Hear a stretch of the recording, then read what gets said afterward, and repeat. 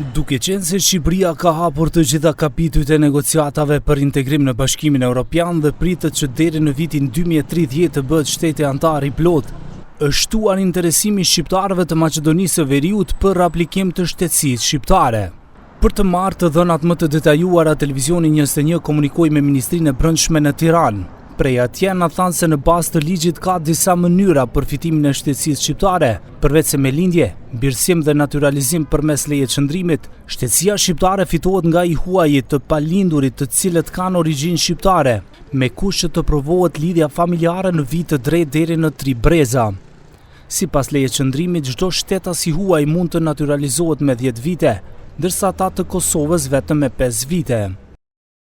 Për vitin 2025 të gjitha aplikimet për shtetësi shqiptare nga të huajt apo shqiptarët, të cilët kanë lindur apo jetojnë jashtë kufive të territorit shqiptar, mbi 1000 kanë shfrytzuar të drejtën ligjore për aplikim nga të gjitha shtetet e botës.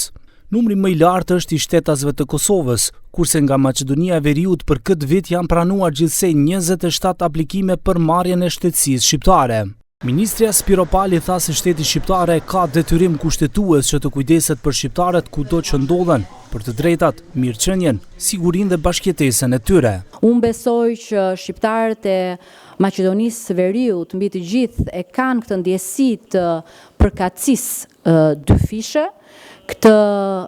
ndjenjë edhe besnikrie dhe përkatësie ndaj vendit të tyre që është Maqedonia e Veriut,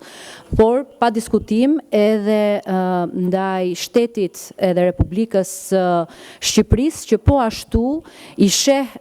jo vetëm me dashamirësi, po dhe një kujdes të veçantë shqiptarët Maqedonisë të Veriut dhe kudo tjetër, duke respektuar edhe detyrimin ton kushtetues për